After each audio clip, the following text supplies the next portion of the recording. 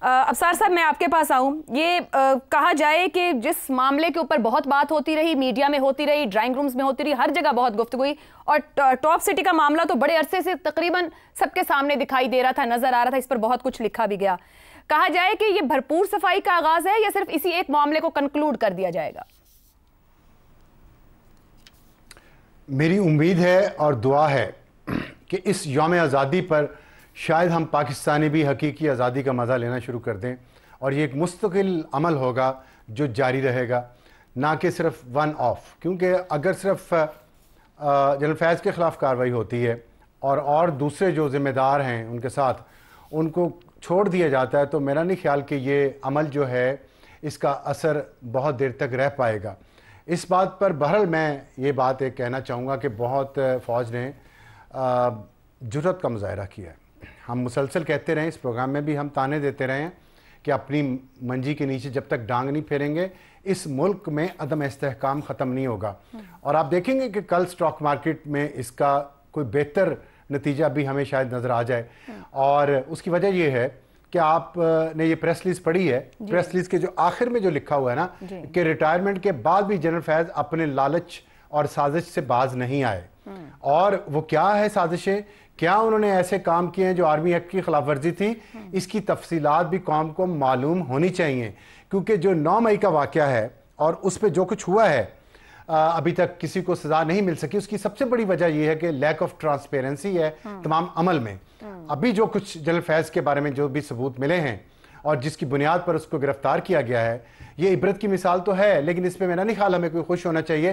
ہمیں اس پہ یہ سوچنا چاہیے کہ ہمارا سسٹم اتنا روٹن ہے کہ ایسے لوگ اتنی بڑی بڑی پوزیشن پر پہنچ جاتے ہیں, اور پھر وردی جو ہمارے لیے قابل احترام ہونی چاہیے اور جس وردی نے بڑی تنقید برداشت کی ہے پچھلے کچھ سالوں میں, اس کے باوجود کہ کل بھی ایک 22 سال کا نوجوان آفیسر اپنے خون کا نذرانہ اس ملک کو دے گیا. کتنے ہم نے 20 سال 19 سال کے 21 سال کے نوجوان ان پالیسیوں کی بھینٹ چڑھا دیے جو اس طرح کے جرنیل اپنے ذاتی مفاد کے لیے, ذاتی لالچ کے لیے پوری فوج کا نام استعمال کرتے ہیں, اس خاکی وردی کی حرمت کا نام استعمال کرتے ہیں, لیکن اپنے اور اپنے بھائیوں کا نہ بھرنے والا پیٹ بھر رہے ہوتے ہیں. تو میں سمجھتا ہوں یہ اچھا آغاز ہے, اس کو آگے چلنا چاہیے اور اس میں سے اس قوم کی بہتری کے لیے کچھ نکلنا چاہیے, نہ کہ کسی سے کوئی ذاتی انتقام ہو. درست ہو گیا.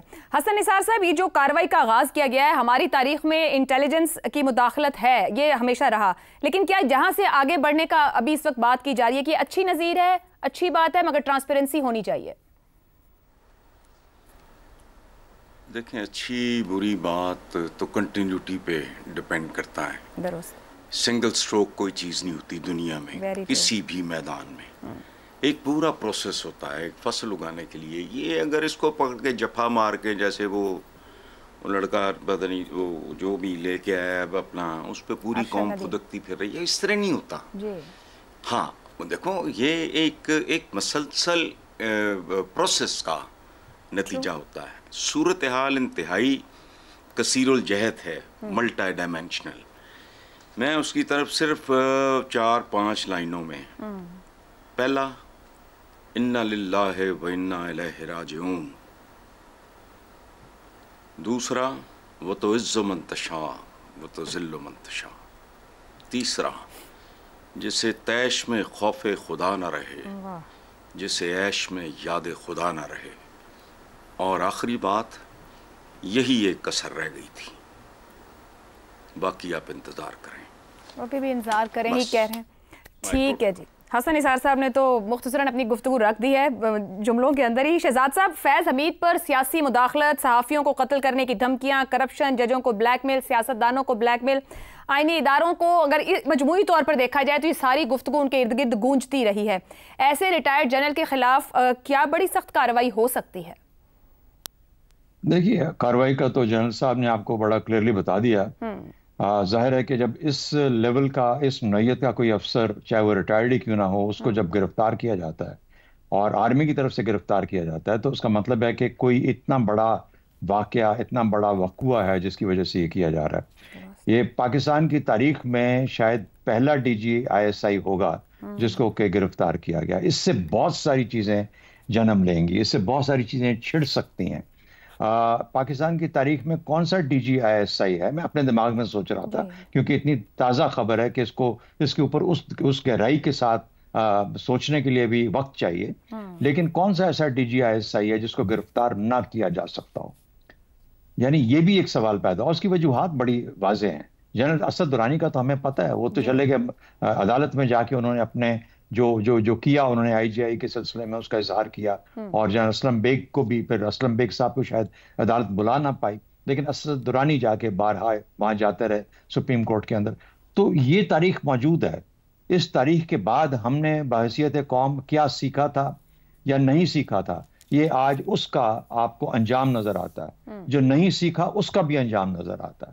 جو سیکھنا چاہیے تھا اور جو نہ سیکھا گیا اس کا بھی انجام نظر آتا ہے. تو کہنے کا مطلب یہ ہوا، ایک تو ذات کی ایمبیشنز ہوتی ہیں نا، ذات کا اپنا ایک عمل ہوتا ہے. اس کے اندر ٹاپ سٹی کا ایک ایسا بڑا کہانی ہے. اس کے اندر جب تحقیق ہوگی تو پتا چلے گا کہ اس کے اندر اور کیا کچھ اس کے پیچھے اور ہو سکتا ہے کہ یہ ٹاپ سٹی ہی وہ ایک ایسی انکم ٹیکس کی ریٹرن بنے جس کے بعد ڈان کارلیوس جو تھا، یا کارلیون جو تھا، ڈان کارلیون، اس کو پکڑا گیا تھا اور پھر وہ جیل میں ہی سڑ مر گیا تھا. لیکن کہنے کا مطلب یہ ہوا کہ ہم ایسی کسی کے لیے نہ دعا کرتے ہیں، نہ ایسی کی امید کوئی رکھتے ہیں، لیکن اس سے کیا کوئی ادارہ ہو، کوئی شعبہ ہو زندگی کا، انسان کے اپنے شخصی اعمال ہوں، کیا انسان اپنے شخصی اعمال، یہ ادارے اور یہ تمام جو پوزیشنز ہوتی ہیں، اس میں بیٹھ کے ہم کبھی اپنے اوپر ضبط کر سکیں گے؟ کیا اس کے لیے کچھ قوانین بن جائیں گے؟ صحیح. میں تو امید یہ کرتا ہوں کہ اگر ایسا ہوا ہے تو اس کے بعد ہمارے قوانین میں تبدیلیاں آنی چاہیے. ہمارے اس قوانین اور آئینی ڈھانچے کے نیچے رہتے ہوئے ہمیں دیکھنا ہے کہ ہم کیوں یہ چیزیں بارہا ہو پاتی ہیں. ہم نے آج تو فیض حمید پہ ہاتھ رکھ لیا، لیکن اس فیض حمید پہ ہاتھ رکھنے کے بعد بہت ساری اور چیزیں کھلیں گی جب اس میدان میں آئیں گے. تو شہزاد صاحب، جب آپ بہت سی اور چیزوں کی بات کر رہے ہیں، آپ اس کی ٹائمنگ کو کتنا ہم سمجھ رہے ہیں جب یہ بھی ساتھ کہہ دیا گیا کہ ریٹائرمنٹ کے بعد بھی آرمی ایکٹ کی بہت سی خلاف ورزیاں ثابت ہو چکی ہیں. یہ اس پریس ریلیز کا حصہ ہے. دیکھیے، دو سال تک آپ کسی ایسی ایکٹیویٹی کا حصہ نہیں بن سکتے جو آرمی ایکٹ ہے اس کے خلاف ورزی. آرمی ایکٹ کے خلاف تو کبھی بھی نہیں کر سکتے. اور پھر جو آفیشل سروسز ایکٹ ہے، یہ ساری عمر آپ پہ لاگو رہتا ہے. یہ نہیں کر سکتے کہ 2 سال پورے ہو گئے، آج آپ مجھ سے پوچھنا چاہیں کہ آفیشل سیکرٹ ایکٹ کے تحت، اور یہ میرا اپنا ذہن ہے، اپنا کانشیس ہے، ضمیر ہے جو مجھے بتائے گا کہ میں اپنے اس خبر سے آپ سے کسی کو آشکار کر سکتا ہوں، نہیں کر سکتا.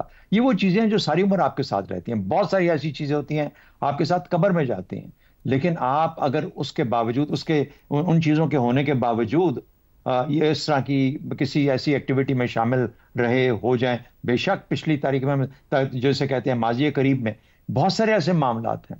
9 مئی کا معاملہ ہے، اس کے بارے میں بہت گفتگو ہوتی ہے. اس کے بعد فیض آباد کا معاملہ ہے، جبکہ یہ DGC تھے، اس کا معاملہ ہے.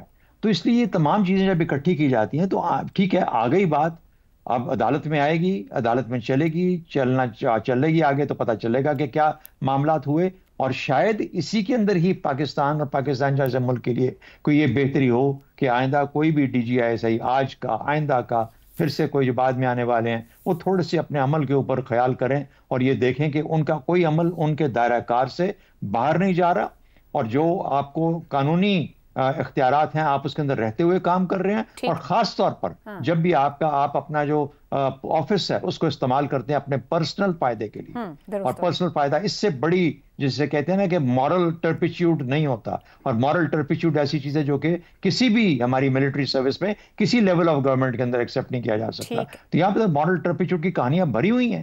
یا میں فوج کی بات نہیں کر رہا، ہر طرف جہاں پہ پوزیشن آف آپ کے پاس ہے، فائدے کی آفس ہے، وہاں سے آپ فائدہ اٹھا رہے ہیں. تو یہ کہانی رکنی پڑے گی، یہ ہمارے قومی عمل کے تھرو رکنی پڑے گی اپنے ہمارے، کیونکہ جب تک قانون کا عمل درآمد نہیں ہوتا، لاگو نہیں ہوتا، اس وقت تک بدقسمتی سے ایسے معاملات ہوتے رہیں گے. ایک بہت بڑی خبر، ایک بہت بڑا بریک تھرو، ایک بہت بڑی ایسی چیز جس سے کہ پاکستان کے لیے بہت بھلا ہو سکتا ہے اگر اس کو صحیح انداز میں چلایا جائے. بالکل ٹھیک کہا ہے. اس کو نیوز آف دا ایئر بھی کہا جا سکتا ہے، کیونکہ یہاں سے بھی بہت کچھ اور انیشیٹ بھی ہوگا.